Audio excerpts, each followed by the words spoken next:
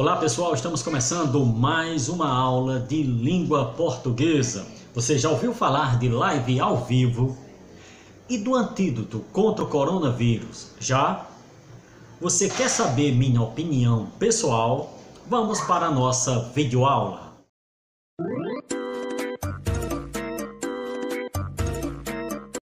A nossa aula de hoje é sobre pleonasmo, figura de linguagem que trata da repetição desnecessária de uma ideia. Grave bem, desnecessária. A gramática classifica assim: vicioso, aquele que não deve ser usado em situações formais de comunicação, e o literário, aquele utilizado por nossos grandes escritores. Vamos tratar primeiro do vicioso. Vicioso, lembrando, aquele que não deve ser usado em situações formais, para que você não seja estigmatizado, isto é, as pessoas não criam uma ideia ou uma imagem negativa a seu respeito. Olhem só, adiar para depois. Perceberam aí? Adiar já é para depois, você está repetindo uma ideia que já foi sugerida pelo verbo aí, adiar. Por quê? Porque seu significado já é para depois, ok? Hemorragia de sangue.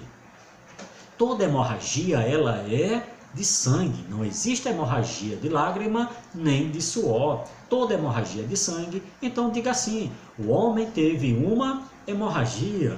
E as clássicas, como por exemplo, subir para cima, descer para baixo, entrar para dentro. Sua mãe já disse muito isso, né? Entra para dentro, menino.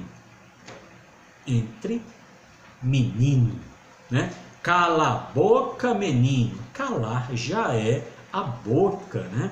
E quando a gente quer xingar alguém, se é um demente mental, é um louco das ideias, é um maluco da cabeça, tudo isso é pleonasmo vicioso. Quando a gente quer se referir a uma casa, sobre o acabamento dela, a gente diz: essa casa tem um bom acabamento final. Não, não precisa do final. Essa casa tem um bom acabamento. Vamos falar sobre os vereadores da sua cidade. Vereador é da cidade, não tem do estado, não tem do país. E lembrando aqui, como os países do mundo estão enfrentando a pandemia? Todo país, ele é do mundo. Diga assim, como os países estão enfrentando a pandemia? Falar nisso, os cientistas já encontraram um antídoto contra o coronavírus? Tem pleonasmo também? Tem. Antídoto tem o prefixo anti, que significa contra. Portanto, é desnecessário se colocar a preposição contra, porque a ideia já está no prefixo anti, significando a mesma coisa. A gente, então, elimina a preposição contra e coloca o para, ficando a frase assim: será que os cientistas já encontraram um antídoto para o coronavírus? Viram aí a história do pleonasmo, como é fácil? Ainda nessa parte da pandemia, algumas pessoas precisaram receber o auxílio emergencial e tiveram problemas na sua documentação. Então a gente ouviu demais, tanto na mídia como as pessoas falarem no dia a dia, comparecer pessoalmente.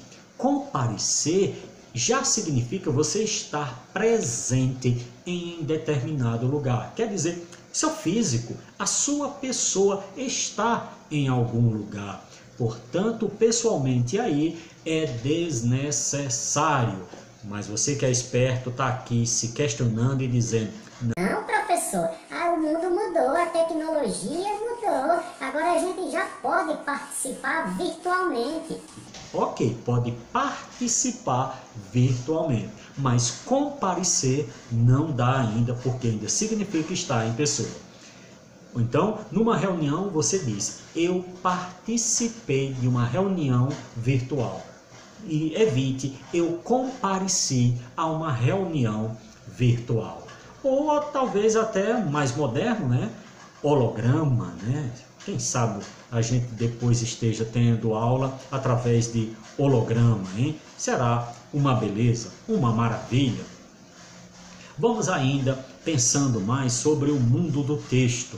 No mundo do texto, nós costumamos utilizar algumas expressões também com pleonasmos, seja o texto escrito ou falado. A gente costuma dizer, na minha opinião pessoal. Eu brinquei no início e disse como, você quer saber a minha opinião pessoal? Estava só provocando. Veja que aí temos o pleonasmo. Quando você diz, na minha opinião, ela já é pessoal, porque o minha está se referindo à sua pessoa. Temos mais. Muitos alunos costumam colocar também em seus textos, na minha opinião, eu acho que. Olha aí, duas expressões com o mesmo significado. Utilize apenas uma. Na minha opinião, diga a sua ideia, eu acho que, e coloque a sua ideia. Lembrando aqui, na redação do Enem, não coloque nenhuma nem na outra, porque também vai constituir um tipo de pleonasmo, mas isso fica para uma outra história. Vamos viajar mais. Quantas vezes algumas pessoas, para reforçar uma ideia de que está definindo algo e aquilo é para sempre e tal, dizem assim, esta é a minha conclusão final. Toda conclusão ela é final. Diga apenas, esta é a minha conclusão. Lembrando mais de uma frasezinha que eu provoquei vocês lá no início, você já ouviu falar de live ao vivo? A live vem do inglês, já significa ao vivo. Diga apenas live. Eu participei de uma live, eu assisti a live do meu cantor favorito. E multidão de pessoas, também. E quando a gente diz assim, fiquei calado e não falei nada, ou não disse nada, ficar calado já é não dizer nada, ok? E livros? É bom ler, né? É bom ler, principalmente nessa época, ler, assistir a um bom filme. E tem alguns livros e alguns filmes que são baseados em fatos reais. Até aí, professor, tem pleonasmo? Tem pleonasmo. Todo fato ele é real. Se ele não for real, ele deixa de ser fato. Então basta dizer, eu li um livro, eu assisti a um filme baseado em fatos, ou então baseado numa história real. Qualquer uma dessas duas formas, você usando, está evitando o tão temido pela gramática normativa pleonasmo vicioso. E para a gente concluir aqui, que são inúmeros exemplos, vou trazer um que até a gramática normativa já está se rendendo e passando a aceitar. Fechando os olhos para a ideia repetida existente neste verbinho. Suicidar-se. Olha só quantas vezes nós dizemos isso, né? Suicídio já significa cometer um ato criminoso contra si mesmo. E onde é que está essa ideia repetida, professor? No pronome se. Esse pronome ele é reflexivo, isso significa que a ação do sujeito se volta contra ele mesmo. Portanto, há duas ideias aí, ou melhor, há uma ideia repetida se voltando contra o sujeito. Basta assim se dizer para evitar o pleonasmo. O homem suicidou ou o homem cometeu o suicídio. É muita coisa, né? Olha como esse assunto é bastante prático no nosso dia a dia. Vamos pensar agora em música. Será que as nossas músicas, elas contêm pleonasmos? Contém. Aqui eu lembro da música de Skank, Vamos Fugir.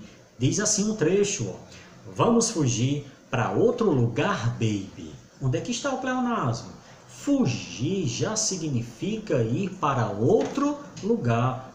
Evite o para outro lugar. Diga apenas, vamos fugir.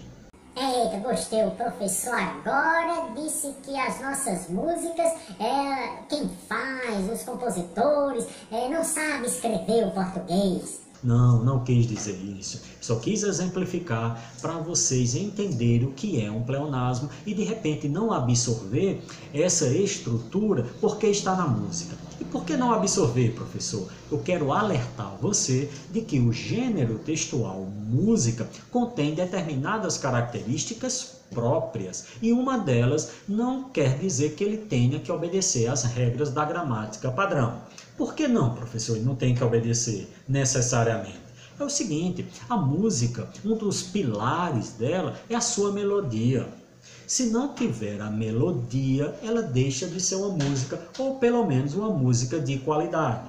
Então, às vezes é preciso se colocar um termo ou retirar para se manter o que é principal na música, que é a sua melodia, para que o ouvinte passe a gostar daquele som, daquela sua cadência. Se é primordial a história da cadência, da musicalidade, então muitas vezes o seu compositor tem que infringir algumas regras gramaticais. E um outro elementozinho também que é importante no gênero textual é o seguinte, é o público a quem ele pretende atingir. Que público é esse que vai ouvir? Será que é um público considerado letrado, renomado na literatura, ou é o público, o povo que não está tão preocupado com a regra gramatical? Quando se produz um texto, seja uma música ou qualquer outro texto, tem que se ter em mente o seu público e a linguagem tem que se adequar a esse público.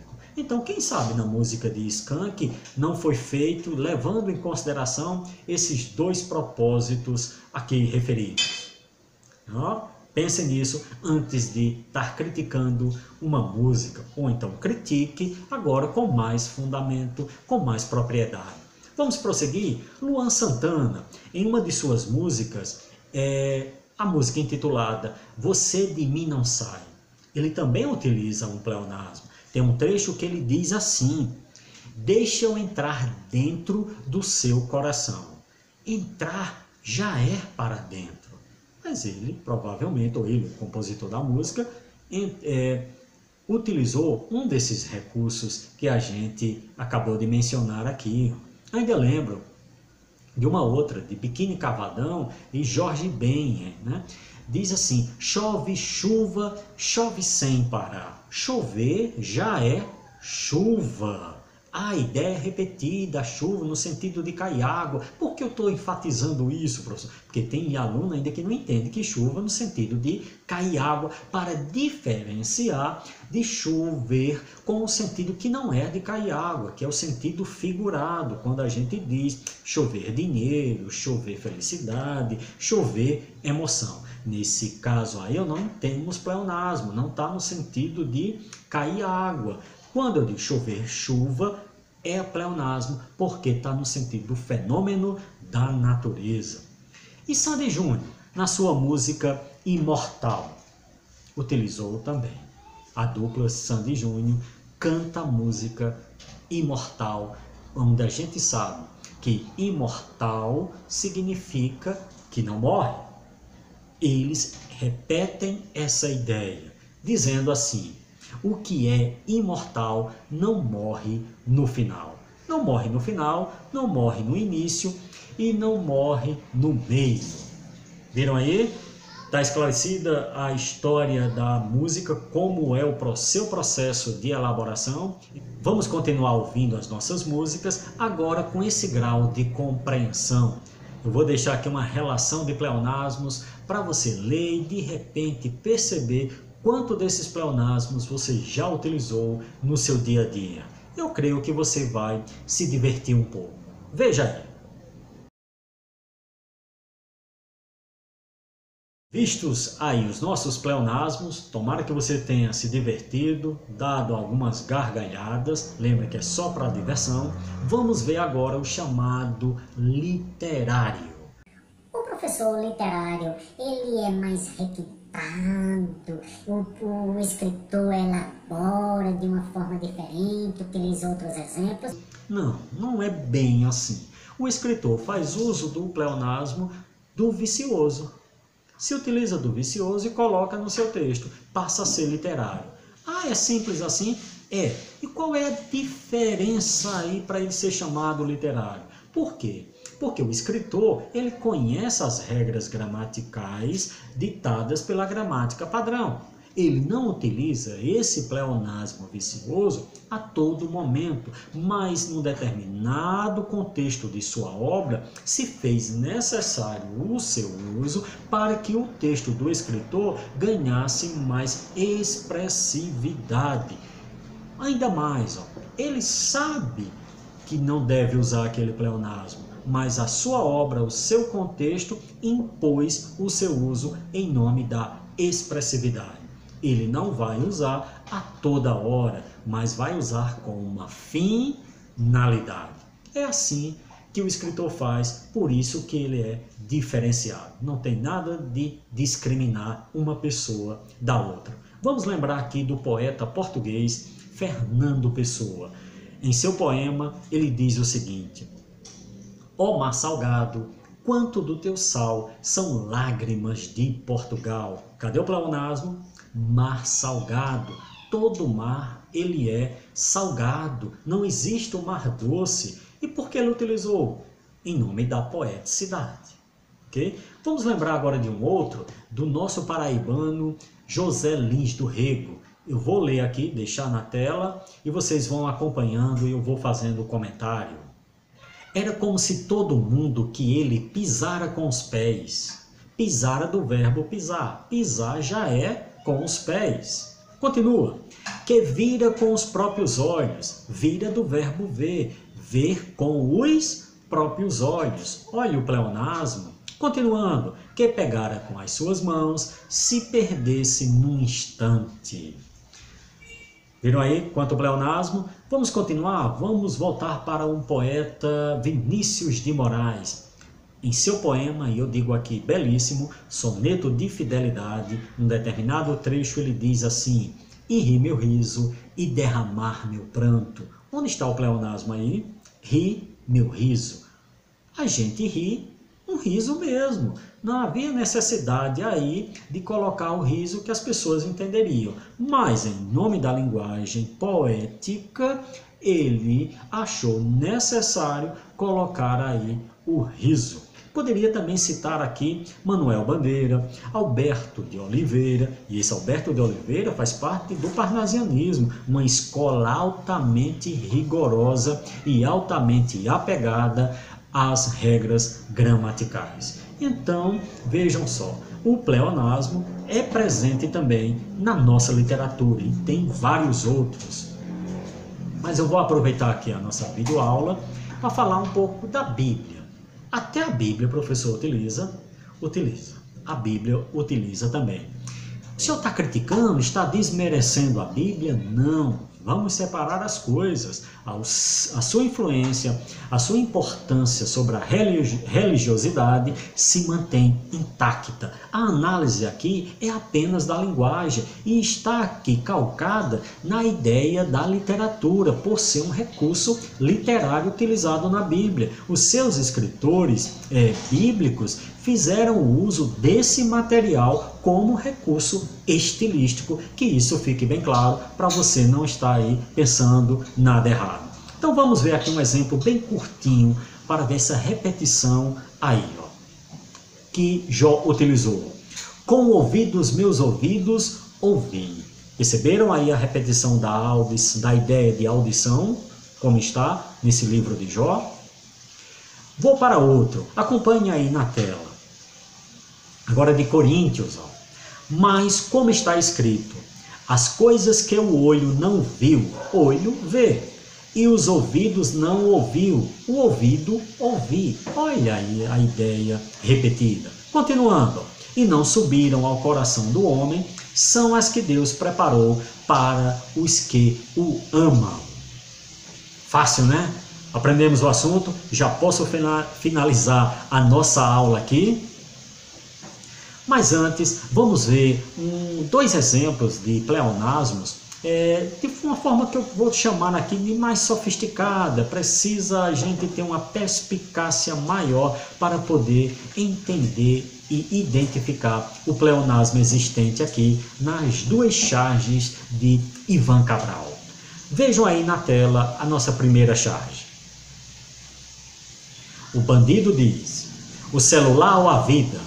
E a vítima, esse sujeito não sabe o que é pleonasmo? De onde foi que essa vítima tirou a ideia de pleonasmo na fala desse bandido? O seguinte, celular para algumas pessoas modernas, já adquiriu sentido de vida. Tirar o celular de uma pessoa corresponde a tirar a vida dessa pessoa. Infelizmente é assim que alguns entendem. E essa é a crítica que o nosso Ivan Cabral está fazendo. Perceberam agora? Vamos para a segunda charge. A professora, dando a sua aula sobre pleonasmo, vai pedir um exemplo do aluno. Ela diz: um exemplo de pleonasmo.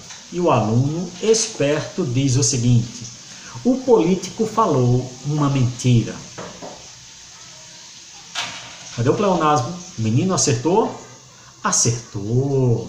Vejam só, no nosso senso comum, nós já estamos entendendo que os políticos mentem. Dizer que os políticos mentem não é novidade. A palavra político já está ganhando o sentido de mentiroso.